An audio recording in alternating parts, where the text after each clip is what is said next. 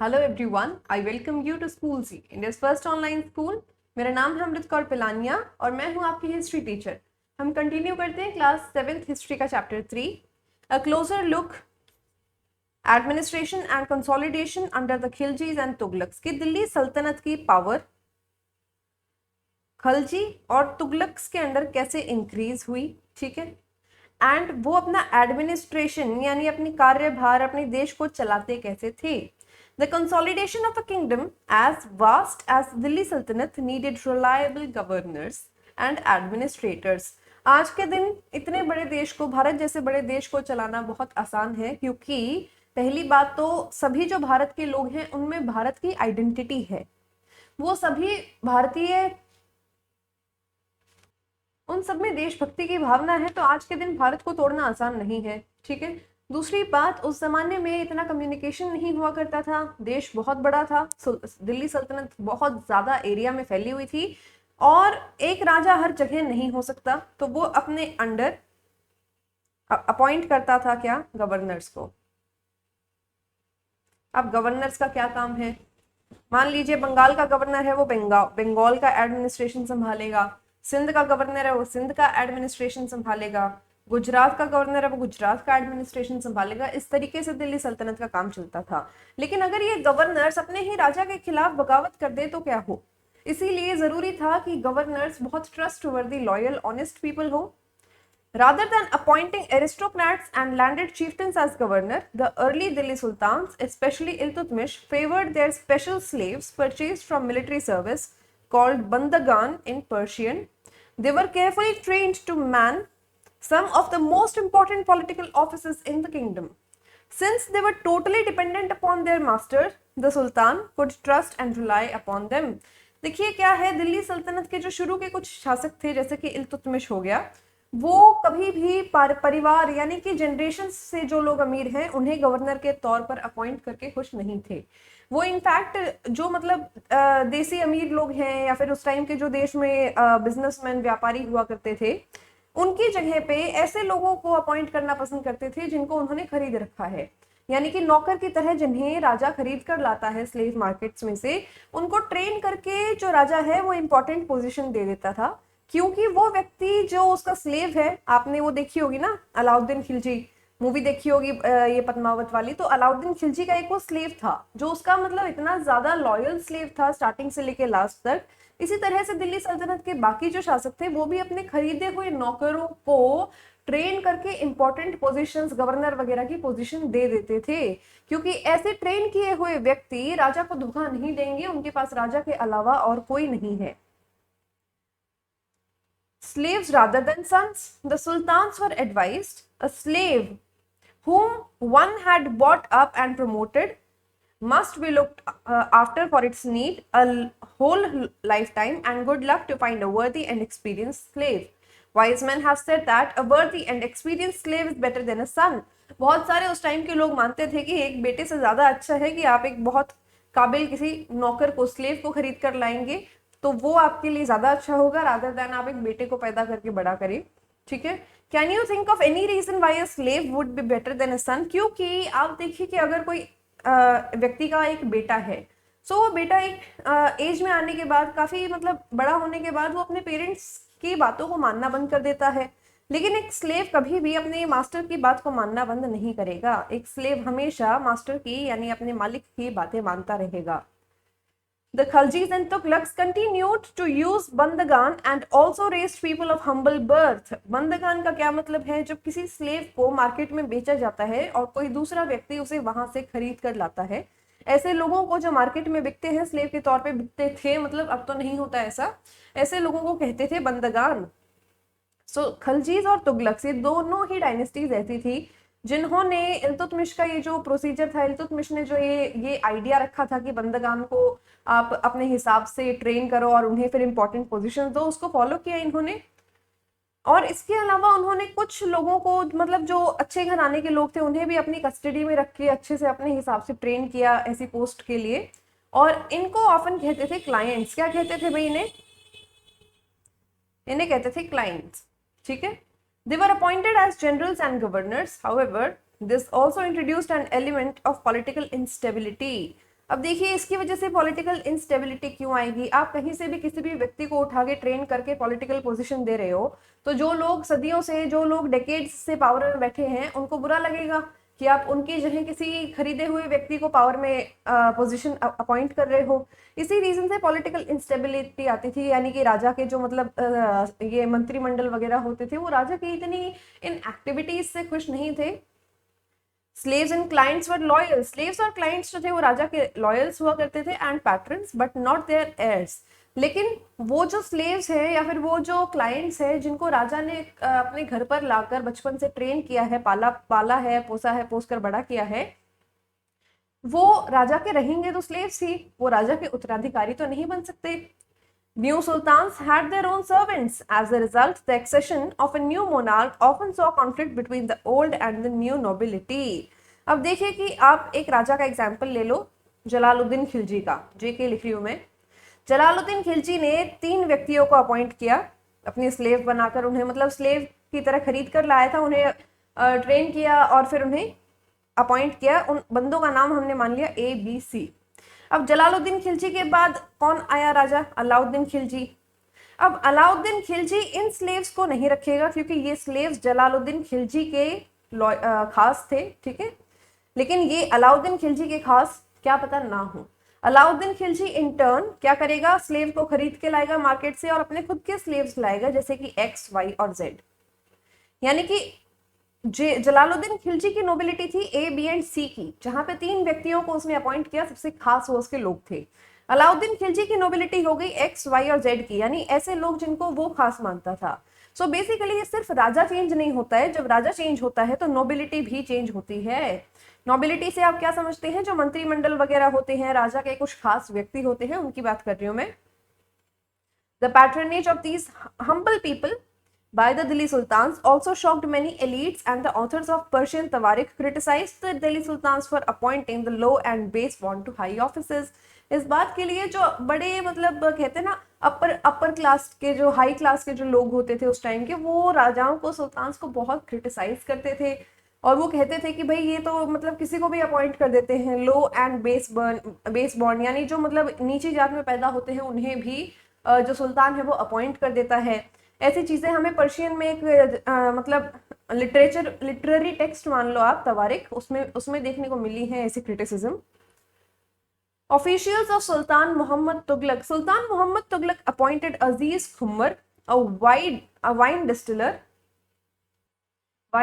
यानी जो वाइन बनाता था उस टाइम पे। इसके अलावा फिरोज हज्जम जो कि एक बार्बर थे यानी नाई थे, मनका तब्बाक जो कि एक कुक थे, और 2 गार्डनर्स लाढ़ा एंड पीरा। ये 5 लोगों को सुल्तान मोहम्मद तुगलक ने अपॉइंट किया, ठीक है। अब दिक्कत क्या है? इस अपॉइंटमेंट को लेकर एक बहुत उस टाइम के इंपॉर्टेंट क्रॉनिकलर हुए हैं, लेखक हुए हैं 14th सेंचुरी में, जिनका नाम था जियाउद्दीन बरूनी। जियाउद्दीन बरूनी ने इस बात को कैसे रिप्रेजेंट किया है अपनी किताब में? उन्होंने कहा कि ये जो अपॉइंटमेंट है ये एक निशानी है कि सुल्तान अब पॉलिटिकल जजमेंट्स लेने के काबिल नहीं रहे। He has become incapable of taking political judgements, यानी कि राजनीतिक कामों में अच्छे डिसीजन लेने के लायक नहीं रहा अब वो सुल्तान, ऐसा जियाउद्दीन बरूनी ने कहा। क्यों कहा? क्योंकि सुल्तान ने 5 सपोजिडली लो कास्ट के जो लोग थे उनको बहुत हाई पोस्ट पर अपॉइंट कर दिया था। Like the earlier sultans, Khilji and Tughlaq monarchs appointed military commanders as governors of territories of varying sizes. These lands were called Iqta and their holders were called Iqtedar or Mukti. The duty of the Muktis was to lead the army, campaigns and maintain law and order in their Iqtas. Basically क्या था? बाकी सुल्तानों की तरह ही खिलजी और तुगलक ने भी क्या किया? मिलिट्री कमांडर्स अपॉइंट किए और उन मिलिट्री कमांडर्स को गवर्नर बना दिया। मान लीजिए कि एक मिलिट्री कमांडर है A और उसी को राजा ने बंगाल का गवर्नर भी बना दिया। सो अब ये जो मिलिट्री कमांडर है इसको बंगाल की रिस्पॉन्सिबिलिटी दे दी गई, ठीक है। जो भी बंगाल में लैंड अब इसको मिली है उस लैंड को हम कहेंगे, यानी पूरे बंगाल को कहेंगे कि ये जो बंगाल एरिया है ये A व्यक्ति का इक्ता है, ओके। एंड A जो है क्योंकि वो इक्ता का ओनर है तो वो हो जाएगा इक्तादार, ठीक है। जो इक्तादार है उसे हम मुक्ति भी कहते हैं, मुक्ति। MUQTI, okay.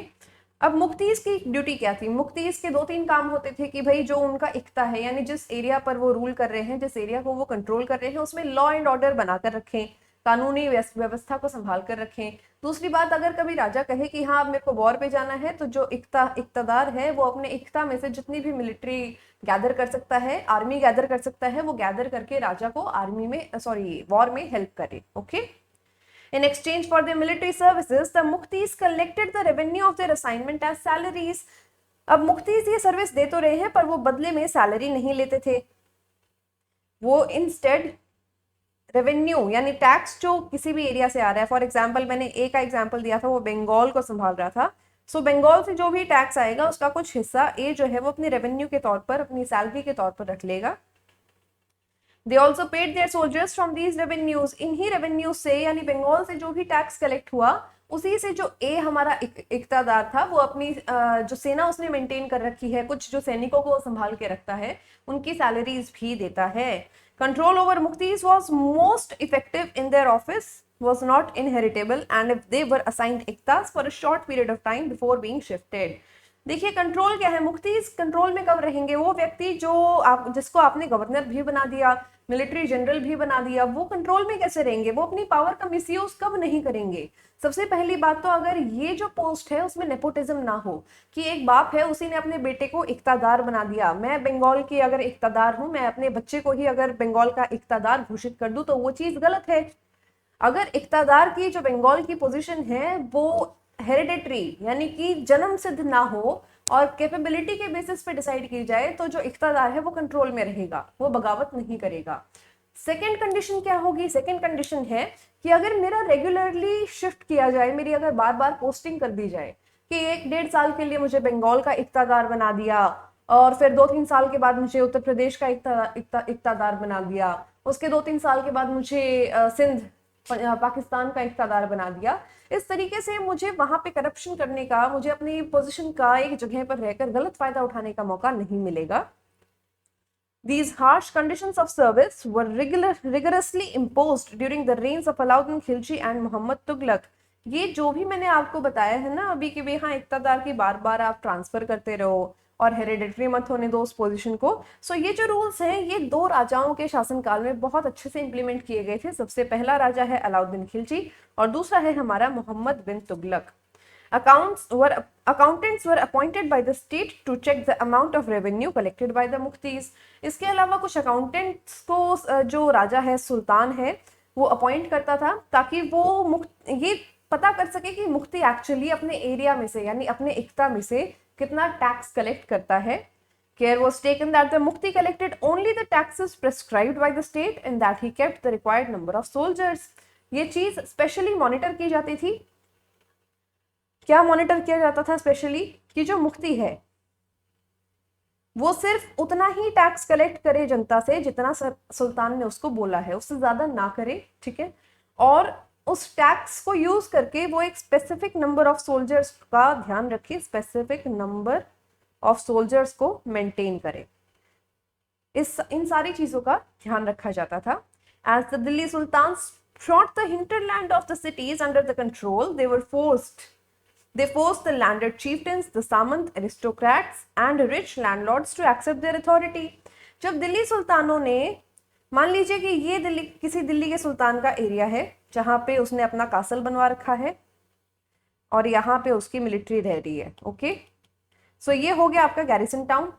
अब इसके आसपास का ये वाला जो इलाका है जहाँ पे जंगल हैं बहुत सारे, ये हो गया क्या? हिंटरलैंड।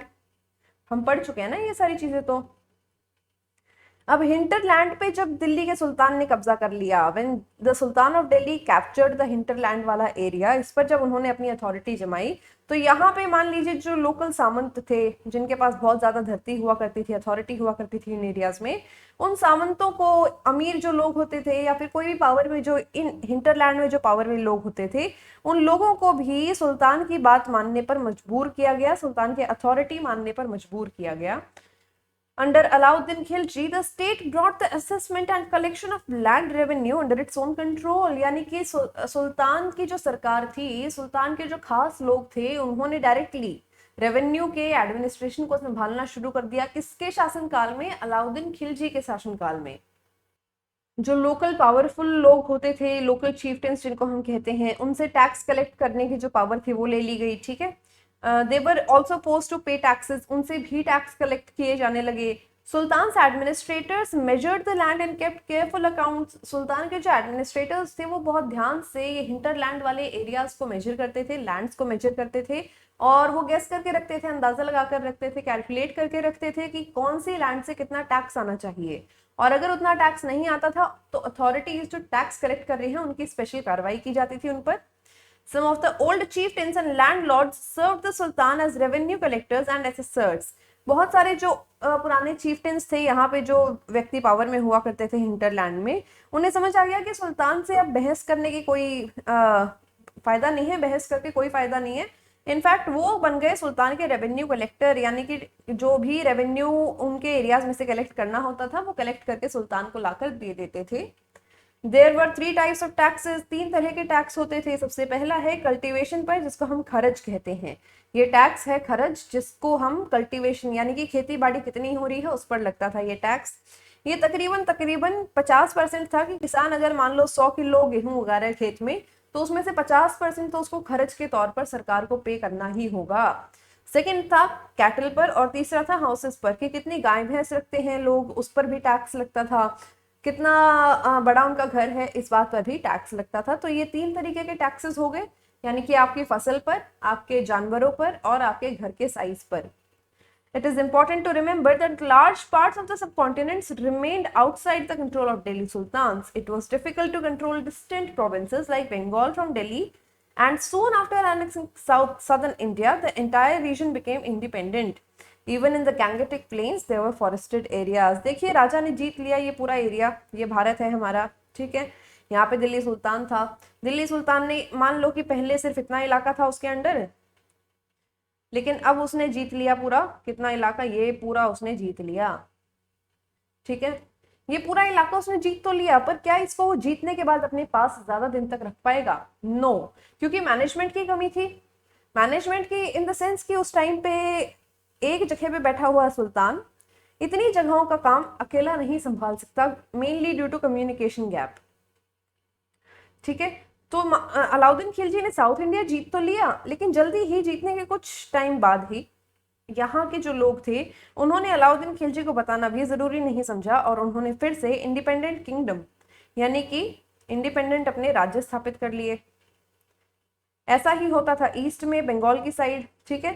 कहने का मतलब ये है कि इवन यहाँ पे जो गंगा के प्लेन्स थे, बिहार झारखंड वाला जो इलाका है आज के दिन, ये भी बहुत जल्दी अलाउद्दीन खिलजी के चंगुल से छूट गया। इसके अलावा जो हमारा गैंगेटिक प्लेन्स थे, यानी गंगा के आसपास जो मैदान है, खाली मैदान, खाली में नहीं है वो एक्चुअली, वहाँ पे बहुत ज्यादा हरियाली है, जंगल है। तो जो अलाउद्दीन खिलजी की फौज थी वो इन जंगलों को पार करके नहीं जा पाती थी। सो ये एक ड्रॉबैक था, एक लिमिटेशन था। Local chieftains established their rule in these regions. जिन भी रीजन्स में अलाउद्दीन खिलजी नहीं जा पाता था, वहां पे लोकली कोई भी एक जो पावरफुल व्यक्ति होता था वो सारे कामों को संभालता था। Sometimes rulers like Alauddin Khilji and Muhammad Tughlaq could force their control in these areas, but only for a short duration of time. कुछ राजा जैसे कि मोहम्मद बिन तुगलक हो गया, अलाउद्दीन खिलजी हो गया, ये ऐसे इलाकों पर मोमेंटरली अपना रूल स्थापित कर तो लेते थे, लेकिन उसको ज्यादा दिन तक कायम नहीं रख पाते थे। जैसे ही राजा गया वापस दिल्ली अपने किले में, तभी वो पीछे से जो जहाँ पे चीफटन थे, कोई भी मतलब एक लोकल एरिया है जहाँ पे खिलजी डायरेक्टली नहीं पहुंच सकता, वो फिर से अपनी इंडिपेंडेंस डिक्लेयर कर देते थे। chieftains and their fortifications. Ibn Battuta कौन थे भाई? 14th सेंचुरी ट्रैवलर थे जो मोरक्को से आए थे, अफ्रीका से। उन्होंने कुछ कहा है chieftains के बारे में, यानी जो लोकल लोग होते थे इनके बारे में।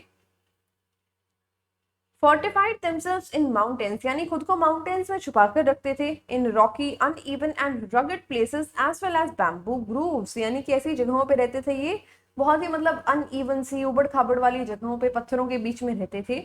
In India, the bamboo is not hollow, it is big. Its several parts are so intertwined that even fire cannot affect them, and they are on the whole very strong. The chieftains live in these forests which serve them as ramparts, inside which are their cattle and their crops. There is also water for them within, that is rain water, which collects there. Hence they cannot be subdued except by powerful armies who entering these forests cut down the bamboos with specifically prepared instruments.